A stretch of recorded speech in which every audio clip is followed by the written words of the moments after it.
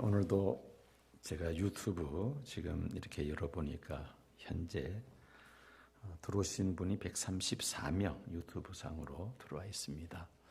또 가족이 함께 이렇게 여러 사람이 모여서 유튜브 하나로 이렇게 시청하시는 그런 가정들도 또 있는 것 같습니다. 많은 분들이 이곳에 모여서 예배드리지는 못하지만 각 가정에서 예배를 지금 드리고 있습니다. 예배 드리실 때 가급적 마음가짐도 그렇고 몸가짐도 이렇게 경건한 그런 그 몸가짐을 하고 함께 참여하시면은 이 성전에서 임하시는 하나님의 은혜가 각 가정에 동일하게 임하게 될 줄로 믿습니다. 하나님께서 오늘 예배를 통하여 함께 말씀으로 위로해 주시고 또 은혜 베푸시고 새 힘을 주실 줄로 믿습니다. 오늘은 종려주일입니다. 예수님께서 33세가 되시던 니산월 하면은 3월 중순에서 4월 중순까지를 가리킵니다. 이 니산월 10일에 나귀 새끼를 타시고 예루살렘 성에 입성을 하십니다. 말로 형용할 수 없는 그런 모진 고난과 수치와 또 죽음이 기다리고 있는 그 예루살렘 성 안으로 들어가실 때에 예수님은 나귀 새끼를 타시고 예루살렘 성 안으로 들어가셨습니다.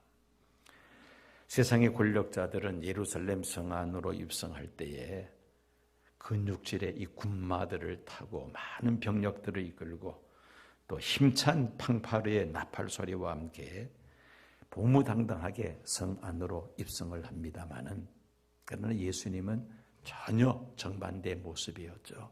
초라한 나귀 새끼에 올라타시고 그리고 제자들과 함께 예루살렘 성 안으로 입성을 하셨던 것입니다.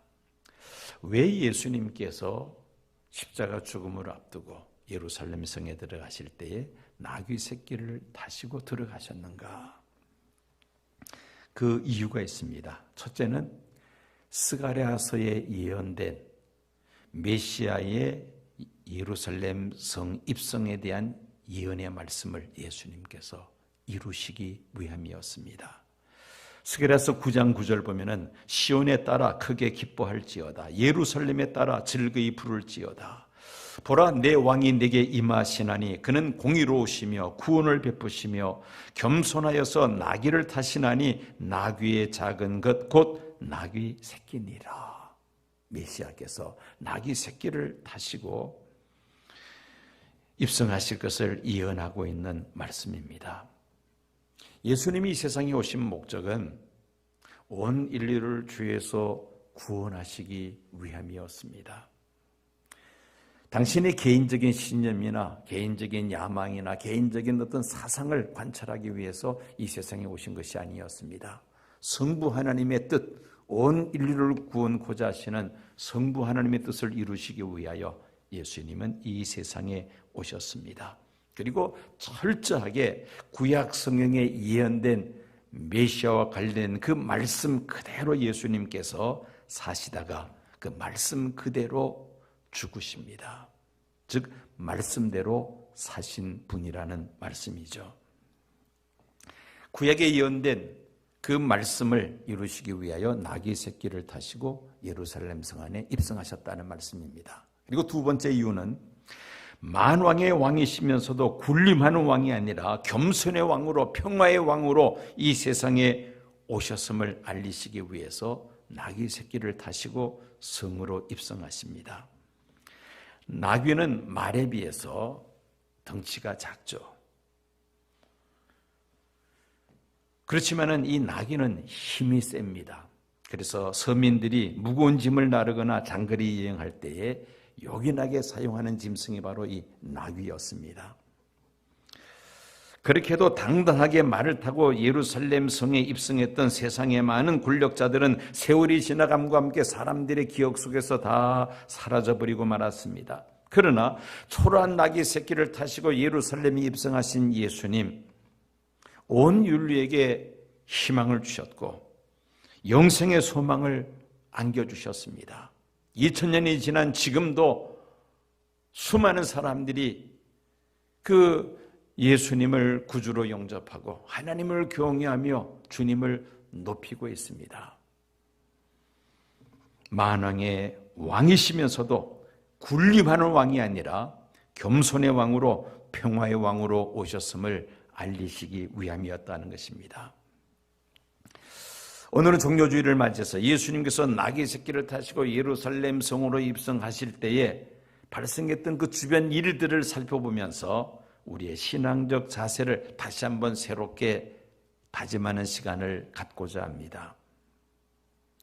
예수님께서 예루살렘을 향하여 가시다가 벳바게와 베다니 근처에 다다랐을 때에 제자 중 두 사람을 그 마을로 보내셨습니다. 그러면서 말씀하십니다. 너희는 맞은편 마을로 가라. 그리로 들어가면 아직 아무도 타보지 않은 나귀 새끼가 매어 있는 것을 보리니 풀어 끌고 오라. 만일 누가 너에게 어찌하여 푸느냐 묻거든 말하기를 주가 쓰시겠다 하라. 예수님께서 두 제자에게 마을로 보내시면서 말씀하셨습니다. 제자들은 예수님께서 그 말씀하신 그대로 순종합니다. 건너편 마을에 가서 아직 아무도 타보지 못한 나귀 새끼에 매여 있는 것을 보리니 풀어서 끌고 오라.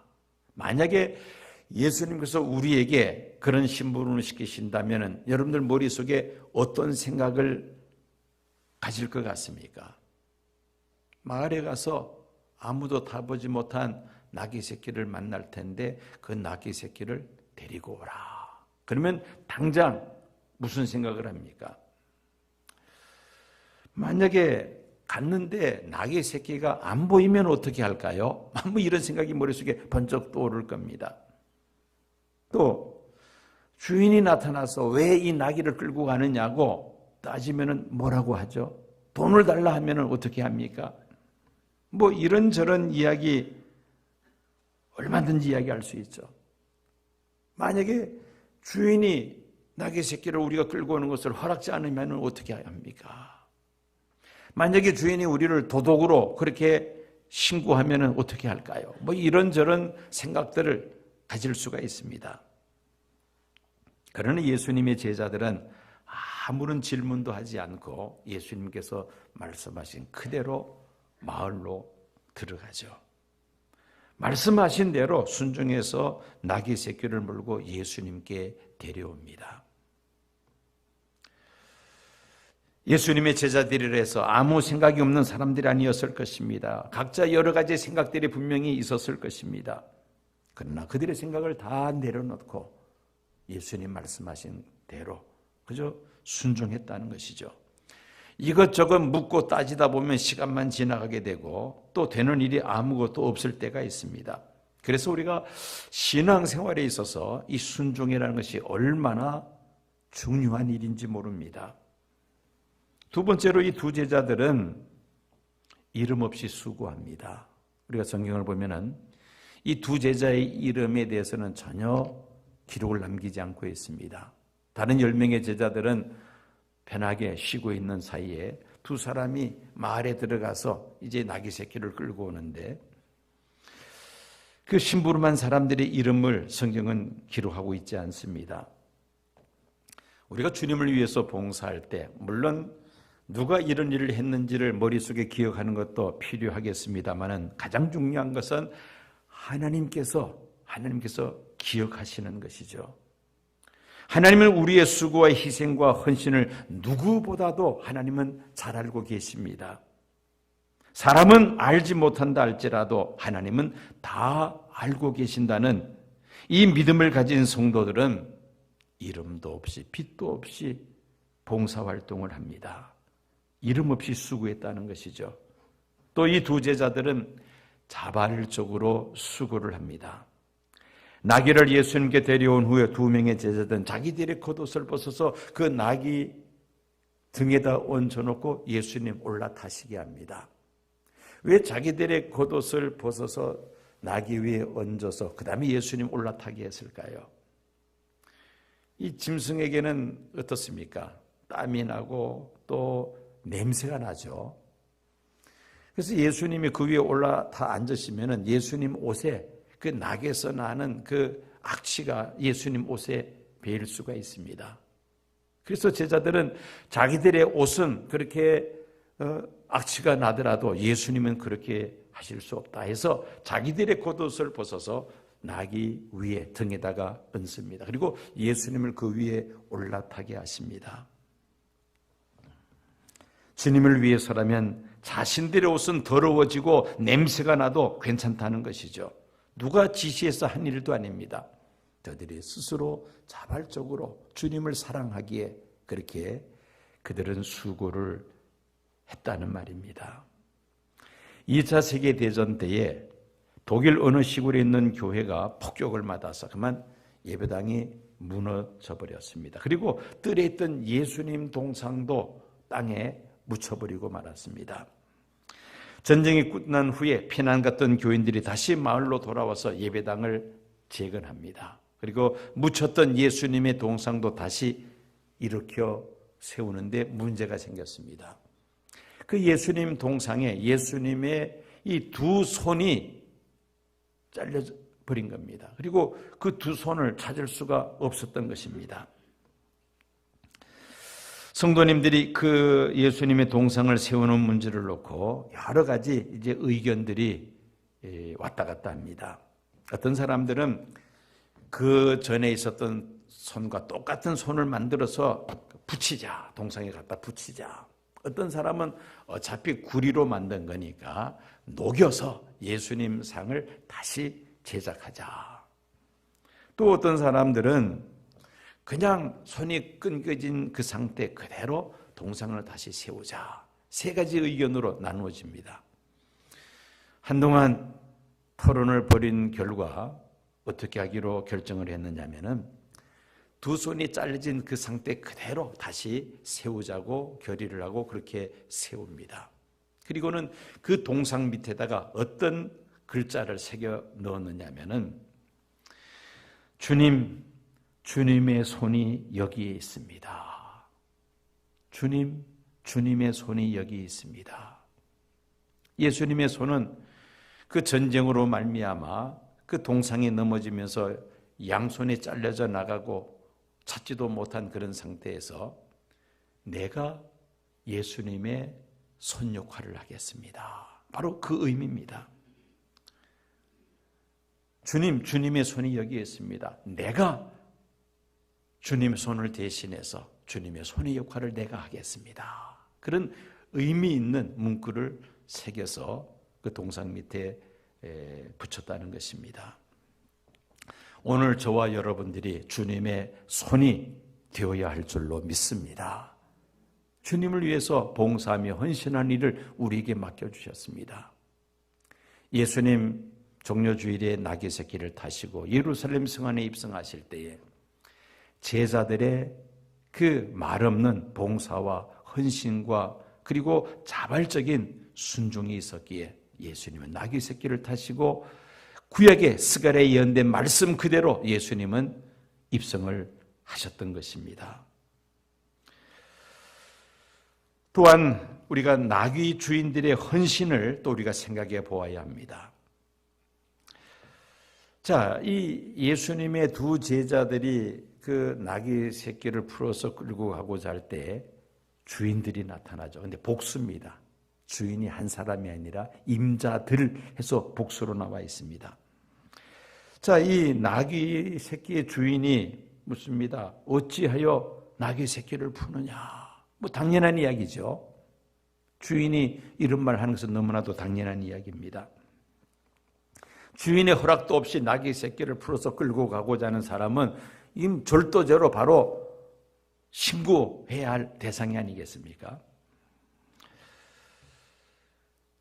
나귀 주인이 한 사람이 아니라 여러 사람이었다는 것을 보면은 그 당시에는 나귀가 그렇게 흔하지도 않았고 또 상대적으로 비쌌기 때문에 혼자서 소유하기 어려워서 여러 사람이 공동으로 소유하는 일들이 있었다는 것을 우리가 생각해 볼 수가 있습니다.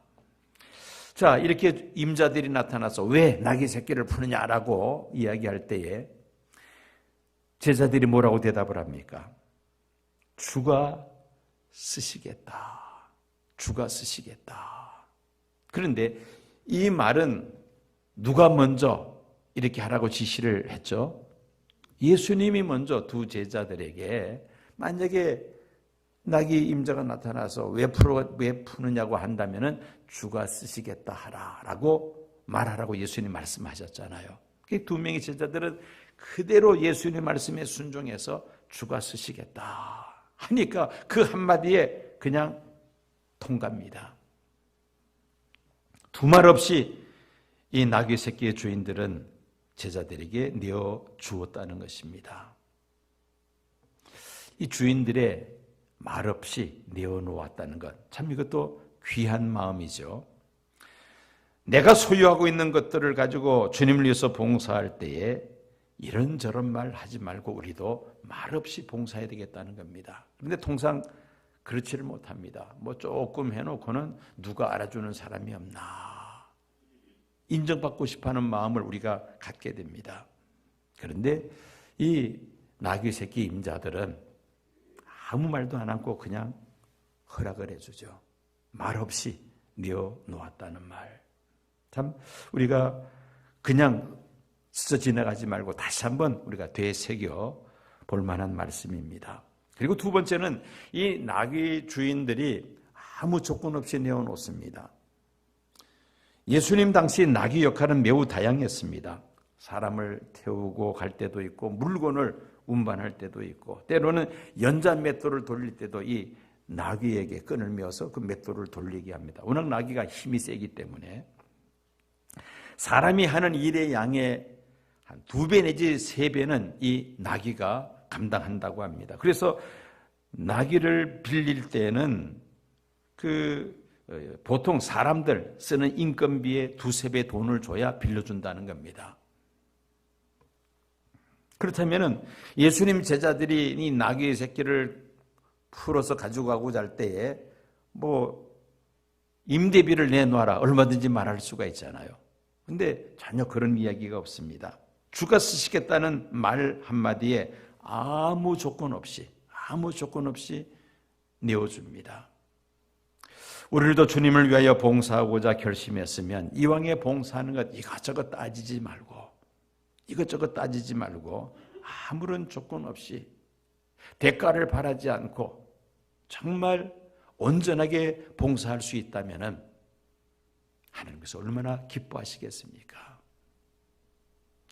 조건 없이 이 나귀 임자들이 내어놓았다. 이것도 역시도 우리가 깊이 새겨들어야 할 그런 말씀입니다. 그 다음에 셋째는 이 나귀 임자들이 끝까지 이 나귀를 내어놓습니다. 예수님께서 나귀 새끼를 타시고 예루살렘 성으로 입성하실 때 나귀 주인이 따라다니면서 간섭을 한다든지 또 아니면 도중에 나귀를 되돌려 달라고 그렇게 하지를 않았죠. 주님께서 쓰시고 싶은 대로 아무 조건 없이 말 없이 쓰실 수 있도록 내어 놓았다는 말입니다. 주님께서 되돌려 주실 때까지 끝까지 봉사하고 헌신했다는 말이죠.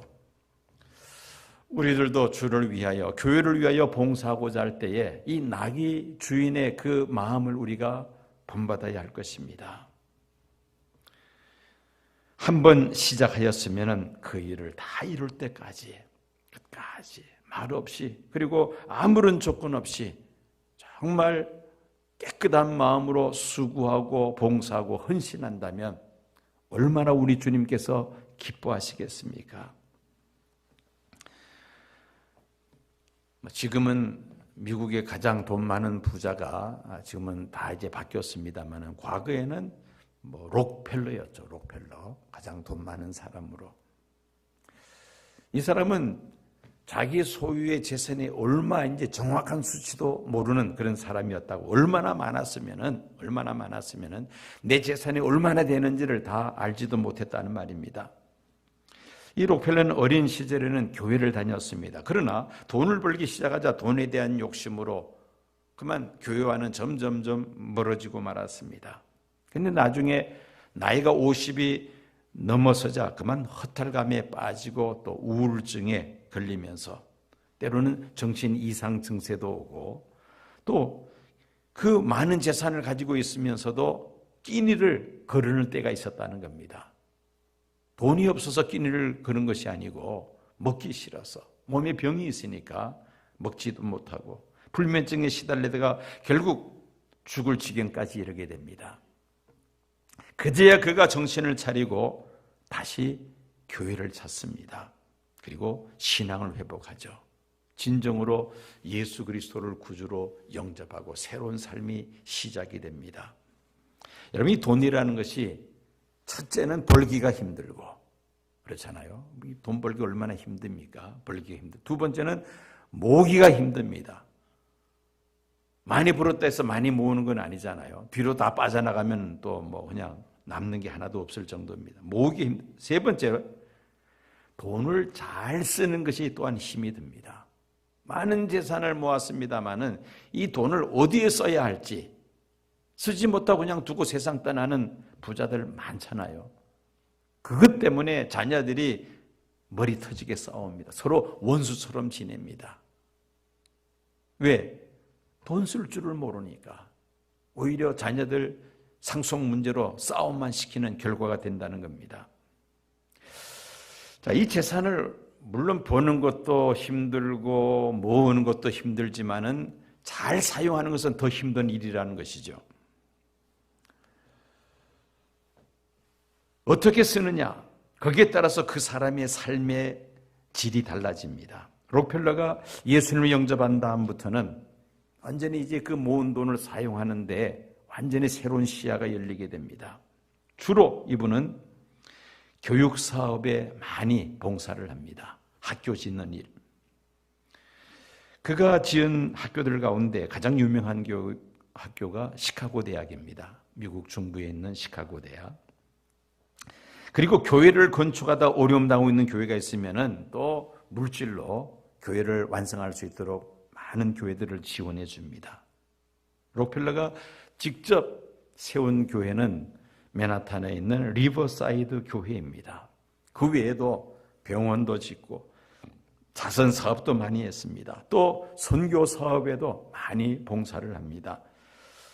록펠러가 어떻게 이런 일을 할 수가 있었겠습니까? 바로 예수님을 구주로 영접하고 나의 삶, 내가 소유한 모든 것은 나의 것이 아니라 하나님의 것입니다. 나는 청지기에 불과합니다. 관리인에 불과합니다. 이 마음을 가진 이후부터 그는 그동안에 모은 그 재산을 하나님의 선한을 위하여 사용하는 일에 그가 많은 노력을 기울였다는 것입니다. 자, 이렇게 나귀 주인의 헌신이 또한 있었다는 겁니다. 말없이 아무런 조건 없이 끝까지 예수님께서 사용하실 수 있도록 그렇게 내어드렸습니다. 자, 이런 상황 속에서 이제 예수님이 나귀 새끼를 타시고 드디어 성 안으로 입성을 하십니다. 그때 많은 무리들이 종려가지를 들고 찬양을 합니다. 입성하시는 예수님을 찬양합니다. 누가복음 19장 37절 말씀 보면 이미 감람산 내리막길에 가까이 오심에 제자의 온 무리가 자기들이 본 바 모든 능한 일로 인하여 기뻐하며 큰 소리로 하나님을 찬양하며 예수님을 따르던 그 많은 무리들이 모여서 예수님 예루살렘 성 입성을 찬양하며 기뻐하며 영광을 돌립니다. 자, 그들이 찬양할 때에 첫째는 저희들이 본 바 모든 능한 일을 인하여 찬양하였다고 오늘 본문에 기록하고 있습니다. 예수님께서 행하신 수많은 이적과 기사와 또 능력들이 있었죠.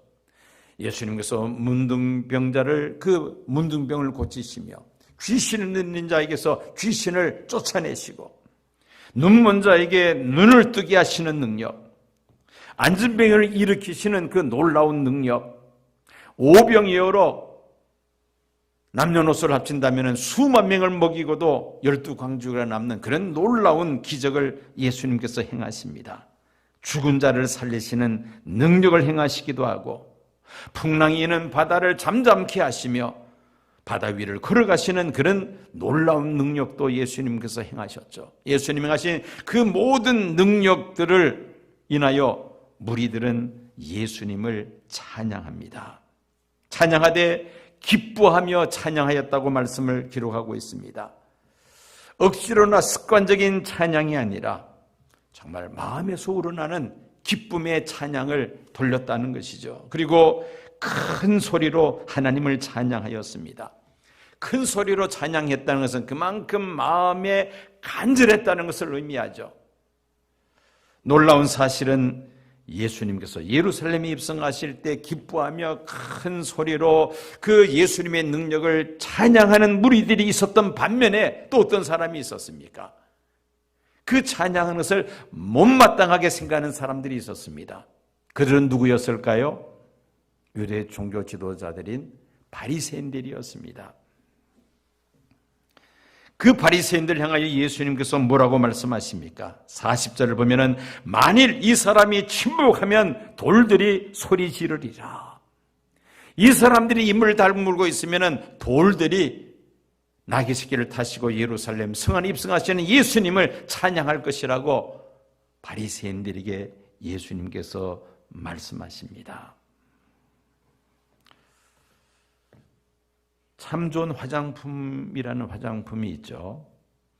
그 화장품의 창업자가 김광석 회장입니다. 장로이면서 교회에서는 또 회사에서는 창업주 회장이죠. 이분이 하나님께로부터 받은 은혜를 간증한 것을 국민일보에서 모아서 편집한 책이 주가 쓰시겠다 하라. 오늘 설교 제목과 같습니다. 주가 쓰시겠다 하라는 책 간증집입니다. 이 책이 쓰여진 그 배경은 그 당시 이분이 섬기던 교회 담임 목사님이 누구냐면은 곽선임 목사님, 소망교회였습니다. 그때 곽선임 목사님이 그 미국의 훌로 신학교회 석자교수 기금 100만 불을 모금할 때에 있었던 일을 배경으로 이제 이 책이 이제 시작을 합니다. 이 곽선임 목사님이 석자 교수 기금을 이제 개인적으로 모금하려고 기도하면서 이 김광석 회장을 부릅니다. 전액은 아니더라도 일부 이렇게 함께 동참해주면 좋겠습니다라고 부탁을 했는데, 그 말을 들으면서 이 회장님 마음에, 장로님 마음에 막 뜨거운 마음이 일어났다는 겁니다. 조금만 참여하라고 목사님은 말씀하셨는데 당신이 전액 다 내겠다고 그렇게 말을 합니다. 그러면서 오늘 본문 말씀, 누가복음 19장에 있는 말씀, 이 말씀을 인용하면서 내가 다 부담하겠습니다라고 이 장로님이 그 목사님에게 말을 했다는 겁니다. 마을에 가서 나귀 새끼를 데려올 때 나귀의 주인이 왜 나귀 새끼를 가지고 가느냐고 물으면 주가 쓰시겠다 하라고 말씀하셨는데, 목사님께서 필요하다고 말씀하시면 제가 다 담당하겠습니다. 왜냐하면 저는 관리인이니까요. 그렇게 곽 목사님에게 대답을 하면서 자신이 다 전액을 부담하겠다고 대답을 했다는 겁니다. 그러면서 그 책 제목이 주가 쓰시겠다 하라라는 제목입니다. 이 장로님은 그의 책 속에서 사업 성공의 3가지 비결을 이렇게 소개하고 있습니다. 첫째가 철저한 11조. 실은 그가 예수 믿기 전에는 여러 개의 불교 사찰을 짓는 일에 도움을 주었던 사람입니다. 그런데 그가 사업에 실패해서 도망 다니며 큰 빚에 억눌려 있을 때에 예수님을 만나서 예수님을 영접하게 됩니다. 그리고 다시 이제 사업에 재기를 했던 것이죠. 예수를 영접하고 신앙생활하는 중에 미국에 갔다가 친구를 만납니다. 그 친구가 이 장로님에게 권면합니다. 자네 11조 생활하는가? 그게 뭔데? 하나님께 은혜 받은 자는 모든 수입이 하나님께로부터 온 것을 믿음으로 우리 감사하면서 그 소득의 10분의 1을 하나님 앞에 떼어드리는 것이 11조야. 그제서야 이제 11조가 뭐라는 것을 알았다는 것이죠. 그리고는 많은 고민을 했습니다. 그렇지만은 성경 말씀에 있는 것이고 또 하나님께서 하라고 말씀하셨기 때문에 그는 순종하기로 결심하고 11조 생활을 시작했습니다. 그런데 그때마다 하나님께서 복을 주시고 사업의 길을 점점 더 확장해 주십니다. 나중에는 10의 2조를 하나님 앞에 드리기도 했다고 합니다. 첫 번째 자기가 성공한 비결은 하나님 앞에 11조 생활을 한 것이다. 두 번째는 새벽 기도라는 것입니다. 그는 신앙생활을 시작하고 한참 후에 이제 새벽 기도를 시작을 합니다. 처음에는 마음속으로 어떤 야심이 있었느냐면 이왕에 내가 교회 다니는데 나도 장로 돼야 되지 않겠느냐 이런 마음을 가지고 이제 새벽 기도를 마음에 결심을 하고 다니기 시작했다는 겁니다. 그런데 그렇게 새벽 기도를 다녀 그게 몸이 완전히 배어서 습관이 되었다는 겁니다. 왜? 새벽 기도를 통해서 살아계신 하나님을 만나기 때문입니다. 하루를 기도 없이 어떻게 살아갈 수 있느냐고 그는 이 간증집에서 그렇게 말을 합니다. 그래서 저녁 약속은 다 취소를 했다고 합니다. 저녁에 늦게까지 사람들 만나면 피곤해서 새벽에 나가기가 힘드니까 할 수 있으면은 저녁 약속은 다 취소를 했다는 것이죠. 그러면서 새벽 기도를 하면서 하나님께서 주시는 지혜를 가지고 사업을 운영해서 그렇게 크게 성공했다는 그 두 번째 비결이 새벽 기도 생활. 그리고 세 번째는 청지기 정신입니다. 이분은 고백하기를 저는 관리인이고 하나님이 주인이십니다. 간증집에서 그렇게 말을 합니다. 주가 쓰시겠다라는 책 속에서 자신은 관리인이며 하나님이 이 회사의 주인이 되십니다. 그래서 그는 하나님이 주시는 그 복을 받아서 하나님의 선한 일을 위하여 많은 봉사를 합니다. 한번 따라해 보시기 바랍니다. 주가 쓰시겠다 하라. 오늘 설교 제목입니다. 다시 한번 주가 쓰시겠다 하라. 우리는 종료주일을 맞이해서 예수님께서 나귀 새끼를 타시고 예루살렘 성 안으로 들어오실 때에 그 당시 주변 상황들을 쭉 한번 살펴보았습니다. 가장 먼저 예수님 나귀 새끼를 타시고 예루살렘 들어가실 때 가장 먼저 수고한 사람이 누구였죠? 2명의 제자들이었습니다. 예수님께서 말씀하실 때 이런저런 이야기하지 않고 말씀하신 그대로 가서 순종을 합니다. 말없이 순종한다.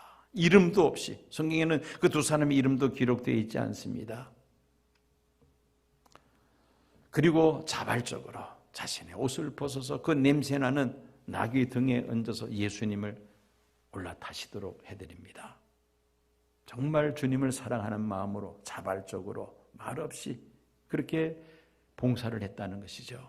그리고 나귀 새끼 임자들도 또 마찬가지입니다. 그들도 역시 주가 쓰시겠다 하라는 그 예수님의 말씀을 제자들이 전할 때에 이런저런 말 붙이지 않고 아무 조건 없이 그냥 내어줍니다. 예수님 다 쓰실 때까지 끝까지 다 내어드렸다는 것입니다.